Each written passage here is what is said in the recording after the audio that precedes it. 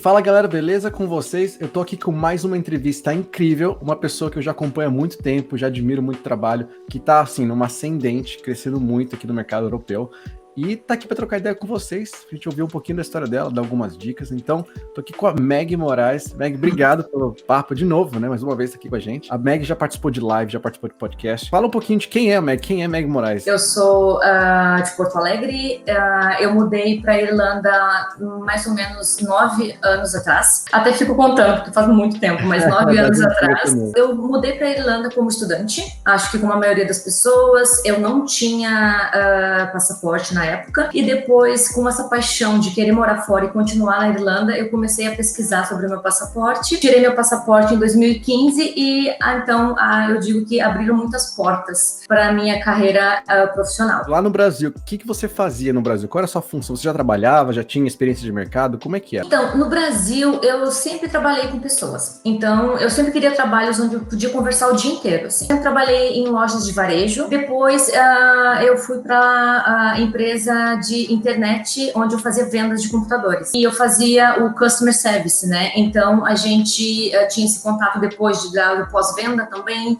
com o cliente. Foi minha primeira experiência com empresa de tecnologia, foi no Brasil. É interessante você falar isso, né? Porque eu acho que muita característica que você adquiriu aí do lado de falar com pessoas te trouxe onde você tá hoje, né? De liderar equipes e tal. Habilidade transferível, que a gente fala, né? No mundo corporativo a gente fala isso, habilidade transferível. Mas é basicamente coisas que você tem às vezes de instinto, coisas que você às vezes já tinha de aptidão, coisas que você já tinha natural de sua, que você trabalhou mais, treinou. Sim.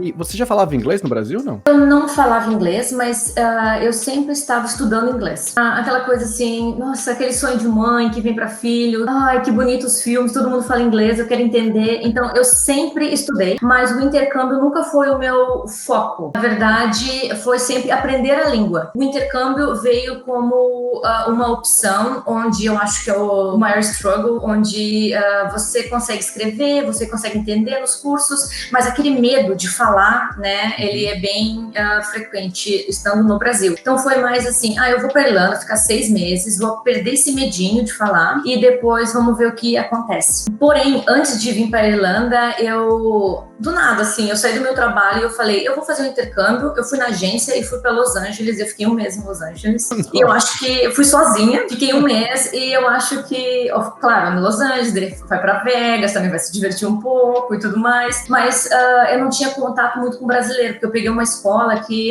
tinha muito estrangeiro. Então, eu acho que foi lá onde eu perdi aquele medo do inglês, sabe? Então, no momento que eu tomei essa decisão, do momento que eu embarquei para a Irlanda, foram 4 ou 5 semanas. Caraca, foi muito rápido. Eu prefiro me jogar e ver o que vai dar do que pensar demais. Então eu já sigo. Bom líder é aquele que toma muita decisão e mesmo que ele não tenha toda a informação ainda pronta e preparada. Porque a partir do momento que você espera ter toda a informação com você, passa a ser uma conclusão e não uma decisão. O que você chegou a fazer já aqui? O que você já trabalhou aqui na Irlanda? Então, toda a minha experiência eu fui au pair. Então, foram 4 anos. Isso, para lidar com crianças. Eu dei muita sorte, assim, eu trabalhei com várias famílias. Também eu sinto essa necessidade de mudança. É do meu perfil, eu gosto de mudar. Então, por isso até que eu digo que eu não me apeguei tanto às famílias que eu trabalhei, porque eu sempre mudei, né? Ter essa parte de se desafiar também, porque se tu vai ser au pair e tu vai ficar 3, 4 anos com a mesma família, tu tá na tua área de conforto. Então, para me desafiar, eu gostava de trocar de família constantemente. E também para não ter aquele apego com as crianças, né? Que, querendo ou não, no fim do dia, tu entrega eles pros pais e eles não são mais tua responsabilidade, né? O que é mais surpresa para mim, muita gente pensa que tu não aprende muito, não desenvolve o inglês com criança. E eu acho que se você trabalha com crianças de uma idade de 3, 4 anos para cima, você aprende muito, porque eu lembro, eu falava e eles estavam todo o tempo tentando me corrigir ou me explicar, ou se eu tinha alguma dúvida eu perguntava. Então, as crianças, no fim, eles me ajudaram também com essa parte do inglês. Eu acho legal que a criança, como você citou, eles não têm medo de dar feedback, né, de falar na cara. Se falar errado, eles corrigem você e é isso, né, não tem rancor. Eu acho que existe uma percepção, talvez, e eu vou falar que é errado, uma percepção de que as pessoas têm de que chegou o passaporte na sua mão, as vagas de emprego caem no seu colo e você só fala sim para essa aqui. Não é bem assim, né? Você não tem que fazer entrevista, você tem que passar no processo, você tem que passar o probation, você tem várias etapas que acontecem com qualquer um, independente de ser europeu ou não. Claro que facilita a questão burocrática. Posso aplicar para qualquer vaga agora, não tenho que me limitar a vagas que me dariam um visto de trabalho. E como é que foi para você? Você falou essa abertura de portas, o que aconteceu de diferente uma vez que você estava com o passaporte europeu em mãos? Foi bem complicado, porque eu também tinha esse sentimento, sabe? Nossa, minha vida vai mudar.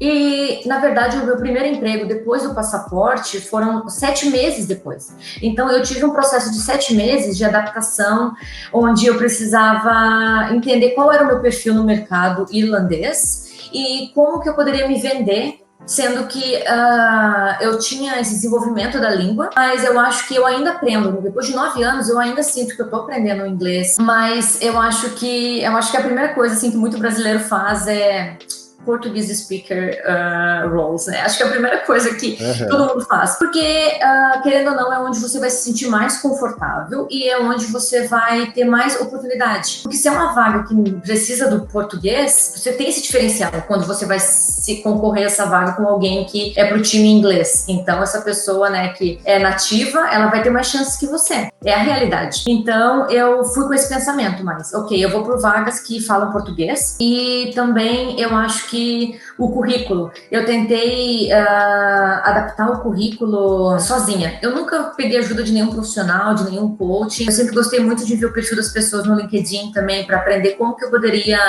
montar um perfil para mim. Eu acho bem engraçado, assim, o primeiro currículo que eu aplicava para as vagas, se eu olho hoje, é horrível, assim, eu fico assim, como que eu consegui esse trabalho?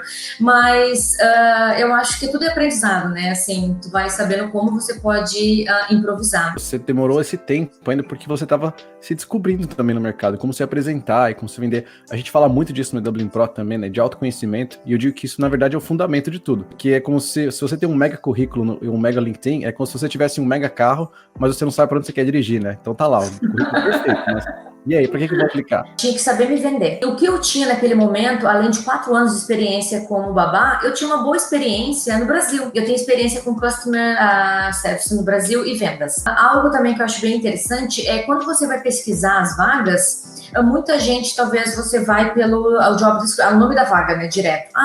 Mas é muito importante ler o que a vaga está pedindo para você. Verificar, assim, o que sobre a minha experiência no Brasil que eu poderia me vender para uma vaga na Irlanda. A primeira empresa que eu trabalhei foi uma empresa de games. Eu nunca trabalhei em empresa de games antes. Só que tinha muito contato de telefone com customer service. E na minha empresa no Brasil, eu trabalhava muito pelo telefone como customer service. Então eu falei, esse é o primeiro ponto. Então, essa é a minha principal fonte para poder vender, com certeza. E depois, como eu nunca tive um conhecimento de game, e particularmente eu não jogo, eu falei assim, eu também não posso chegar na empresa e simplesmente falar, o básico sobre a empresa. Então, eu comecei a pesquisar sobre a empresa. Não digo que você precisa saber tudo sobre a empresa, mas pelo menos mostrar uma confidência na hora de explicar, quando é que sempre rola essas perguntas, assim, por que a empresa? O que você sabe sobre a empresa e tudo mais. E depois, coincidentemente, eu vi fazer atendimento ao cliente, eu já tinha passado por essa fase no Brasil, então eu queria algo diferente. Então foi onde eu comecei a mudar um pouco a minha estrutura profissional, assim, para a área de social media. E uma dica que eu sempre uso, assim, e eu acho bem interessante, escrever, dependendo da vaga que você está aplicando, escrever 20 possíveis perguntas e responder elas. É um pouquinho mais de trabalho, mas se hoje em dia eu ver todas as vezes que eu estudei e tudo que eu tenho guardado de todas as entrevistas que eu fiz e perguntas que eu respondi, acho que isso me ajudou a ter mais confidência, sabe? Se sentir mais confidente na hora da entrevista. Então, isso é uma boa dica, eu acho, além de simular a entrevista com algum amigo para você se sentir mais confidente. E também, se tem alguma entrevista por telefone, por que não gravar a entrevista, sabe, no celular? Se você grava a entrevista e depois você escuta sozinha também, né? Essa é a dica, não vai escutar com ninguém por perto, que já é bem estranho. Mas, primeiro, assim, escuta sozinha, porque tu entende, nossa, eu errei nessa parte no inglês, ou nessa, eu posso melhorar. Porque dependendo da vaga, infelizmente, às vezes, o inglês, ele pode ser um fator que vai te desaprovar na vaga, né? Aquela pessoa tem um inglês um pouco melhor que tu, eu vou pegar essa pessoa. E tem isso, né, bastante. Então, gravar a entrevista talvez seria uma das opções também para ouvir. Mas assim, se você vai aplicar para uma vaga de revisão de conteúdo, ou você quer aplicar para uma vaga relacionada a marketing, por exemplo, você não pode utilizar o mesmo currículo. Eu sei que às vezes é um pouquinho chato ficar trocando currículo e tudo mais. O currículo que você aplicou para a vaga 1, a 2 e a 3, se é tudo mesmo, a gente também vai ver isso, sabe? E talvez, se você aplicou para uma vaga e você, infelizmente, não foi aprovado para seguir na vaga, o que eu vejo, o que acontece às vezes, as pessoas tentam mudar a ordem do nome ou mudar um pouco a experiência para tentar a vaga novamente. Mas a gente acaba descobrindo também, sabe? Não aplicar para todas as vagas só porque quer entrar na empresa. Eu acho que isso é bem válido quando estiver procurando por um trabalho. Um ótimo ponto. Aliás, essa questão do currículo, quando a gente fala de mudar o currículo, não é para a pessoa mentir no currículo, né? Ela destacar outros pontos que tenham relevância com essa outra vaga, né? É destacar a parte que vai ser relevante. Porque, assim, dependendo da vaga, a pessoa que trabalha na parte de recruitment, ela tem 100, 200 currículos para fazer, né, para verificar por dia. Então, se você não entrar diretamente no currículo, nos pontos, né, fazer o highlight dos principais pontos, a pessoa talvez tu perdeu a oportunidade porque o teu currículo não estava direcionado para a vaga. Olha, eu adorei o papo, aprendi mais sobre você mais uma vez. Eu tenho uma pergunta, na verdade, para você, Edu. Eu sei que você já trabalhou como manager e você tem essa parte do business, né? E você tem trabalhando com o E-Dublin e tudo mais. Chegou algum momento na sua carreira profissional, você se sentiu confortável com o inglês? Assim, não foi um problema para você? Até naqueles meetings onde você precisa vender a sua ideia, ou você precisa dar sua opinião, onde você precisa se expor mais como manager. Então, eu acho que é uma das minhas challenges no momento e eu gostaria de escutar de você. Como que você faz, assim, para melhorar essa parte do inglês, assim? Boa pergunta, Meg. Olha, meu primeiro 1 ano e meio aqui na Irlanda, que eu trabalhava numa agência de publicidade, eu descobri depois, né? Hoje em dia eu sei e falo disso, mas falo sem vergonha nenhuma, mas na época eu era escondido pela empresa porque eles tinham vergonha de eu falar com o cliente porque meu inglês era horrível. Então eu fiquei 1 ano e meio fazendo projetos, assim, por trás dos planos, sem eles apresentarem para o cliente, nem falarem que eu existia enquanto membro da equipe, porque eles tinham vergonha. Então, depois de 1 ano, eu consegui fazer uma reunião que eu participei com o cliente, e aí fui aos poucos, assim, sabe, indo. Eu era o único não irlandês na empresa, que tinha algumas coisas que eu sabia fazer que eles não sabiam, mas tudo bem, aceitei, foi uma experiência incrível, aprendi muita coisa. Fui entrar numa empresa de games, né, fui trabalhar na Zynga. Nessa época, o inglês que eu tinha que ter era o inglês de reportar produtividade, era básico, né, então não tinha um desafio. Aí eu fui promovido para virar Innovations Manager lá dentro, e aí quando eu era Innovations Manager, eu tinha que começar a apresentar ideias e projetos. O que acontece é que essas empresas são muito data-centric, né? Eles são muito baseados em números. Então, de certa forma, eu conseguia me livrar quando eu trabalhava muito com os analistas para montar dados e apresentação que era muito de dados.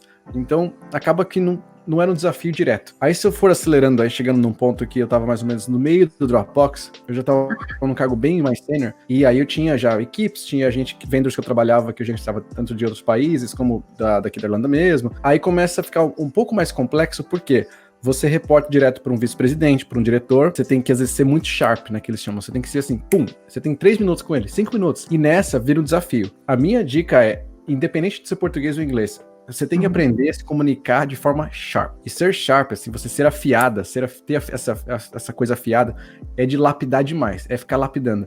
Então, eu acho que o melhor exercício que tem para fazer é monta um e-mail que seria um exemplo de resultados da sua equipe do mês. Aí o que você vai tentar fazer? Transforma esse seu e-mail com todos os resultados de tudo que eles fizeram, todos os projetos, o impacto de cada membro, transforma isso em 5 bullet points, 5 pontinhos. Aí você fala, caraca, como é que eu vou fazer? Aí você começa, pera, isso aqui pode juntar com isso aqui vira isso, ó, isso aqui é tudo parte do mesmo projeto.